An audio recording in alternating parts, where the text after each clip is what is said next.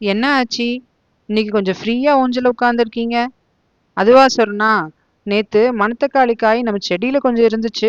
அத போட்டு புளிக்குழம்பு பண்ணேன். அதான் 2, 3 நாளைக்கு கெடாதே. அதனால இன்னைக்கு குழம்பு வைக்கிற வேலை இல்ல. மணத்தக்காளி காய் புளிக்குழம்பா? அது எப்படி ஆச்சி செய்யறது? அதுக்கு முன்னாடி மணத்தக்காளி காயோட நன்மைகள் என்னன்னு தெரிஞ்சுக்க சொன்னா, மணத்தக்காளி காய் கசப்பு சுவையை சேர்ந்தது.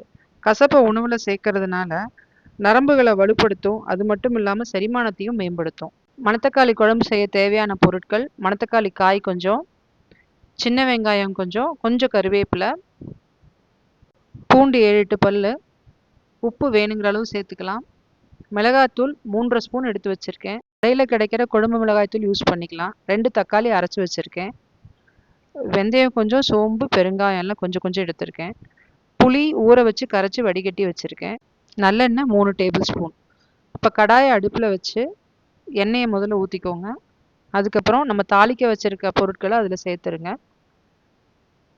தாளிப்பு சாமான்கள் பொரிஞ்ச உடனே அதில் நம்ம வெங்காயத்தையும் கருவேப்பிலையும் சேர்த்துடலாம்.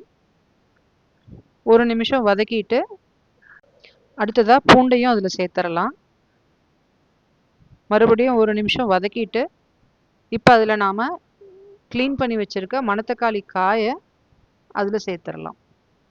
சேர்த்து நல்லா வதக்கணும்.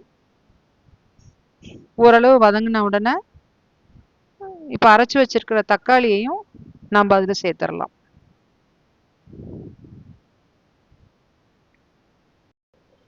இப்போ இந்த கலவை ஓரளவு வதங்கின உடனே நம்ம கரைச்சி வச்சிருக்கிற புளியை அதில் சேர்த்துடலாம். புளியை சேர்த்ததுக்கு அப்புறமா மிளகாய் தூளையும் அதில் சேர்த்து கூட கொஞ்சம் தேவைக்கேற்ப உப்பையும் சேர்த்துக்கலாம். இப்போ எல்லாத்தையும் நல்லா கலந்து விட்டுட்டு குழம்பு நல்லா கொதிக்க விடலாம். அதனால அடுப்பை கொஞ்சம் ஹை ஃப்ளேமில் வச்சு கொதி வர்ற அளவுக்கு வைங்க. கொதிச்ச உடனே சிம்மில் வச்சிடலாம்.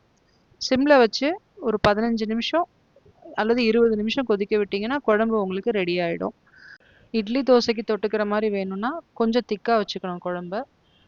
ரைஸ்க்கு யூஸ் பண்ணிக்கிற மாதிரி வேணும்னா கொஞ்சம் தண்ணியாக இருந்தால் தான் சாதத்தில் ஊற்றி பிசைய முடியும்.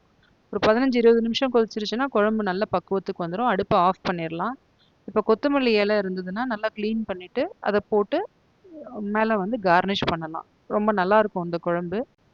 இட்லி, தோசை, சப்பாத்தி, சாதம், பூரி எல்லாத்துக்குமே ரொம்ப நல்லாயிருக்கும் இந்த குழம்பு. பசங்க ரொம்ப விரும்பி சாப்பிடுவாங்க. நன்றி. வாழ்க வளமுடன்.